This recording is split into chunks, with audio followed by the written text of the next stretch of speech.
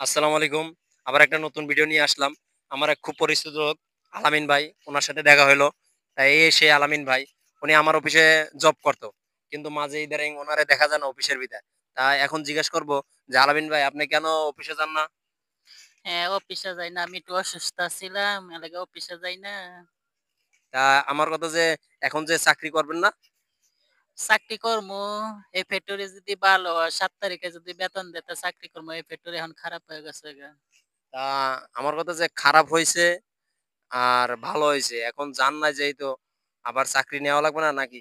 হ্যাঁ, চাকরি নিমু। এটা যদি না হয় অন্যটা তো নিতে হইব। অন্য ফ্যাক্টরির মধ্যে তো আমাদের চাকরি দেয় না। মাহমুদ ফ্যাশনে আমাকে চাকরি দেয়। তা আমার কথা যে শুধু বাংলাদেশের একটা অফিসেই না, বিভিন্ন জায়গায় এরকম লোক আছে। তা আমার কথা যে এরকম আলামিন ভাইয়ের মতন তৃতীয় লিঙ্গের লোকের পাশে দাঁড়াইতে হবে।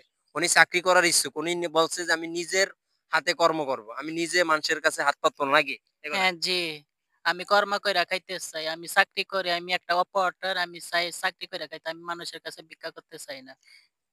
আমার কথা হলে ভাই আমাদের অফিসে এখন নিয়োগ নাই। কিন্তু এরকম লোক যেখানে চাকরি করার ইচ্ছুক আপনারা অবশ্যই চাকরি দিবেন। উনি একটা অভিযোগ করছে যে আমরা বিভিন্ন জায়গায় গেলে আমাদের আইডি কার্ড দেখার পরে বলছে যে তোমাদের চাকরি হবে না। এরকম কথা বলছে। হ্যাঁ, অনেক জায়গায় আমাগর মুখ দেখে আবার আইডেন্টি কার্ড দেখে। আইডেন্টি কার্ড দেখলে আমরা বলে বুয়া আইডেন্টি কার্ড কইরা লই আইছে এ লাগা। মুহের কাটিং দেয় মেয়ে হিসাবে আর আইডেন্টি কার্ডের মধ্যে দেখে ছেলে হিসেবে লাগা আমাকে চাকরি দিতেছে না। আমার কথা যে ভাই যে এদের পাশে দাঁড়াইতে হবে। উনি বলছে নিজে কর্ম করে খাবে। তা আমরা চাই যে এরকম তৃতীয় লিঙ্গের লোক মানুষের কাছে হাত না পাতুক।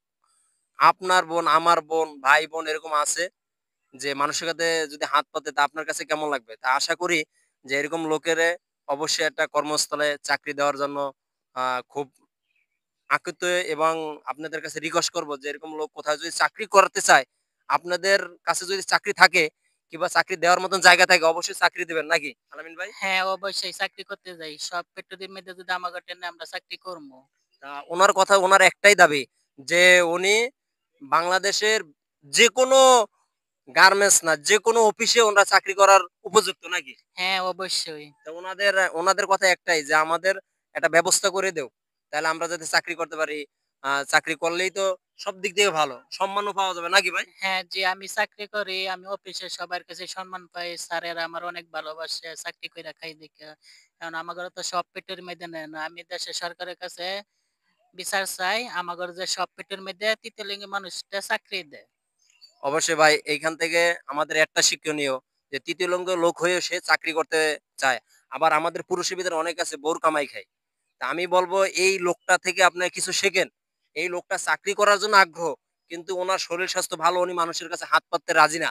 তা আমি বলব কেউর যদি আবারও বলি, কেউর যদি পরিচিত কোথাও চাকরির জব থাকে এরকম লোকের অবশ্যই চাকরি দিবেন।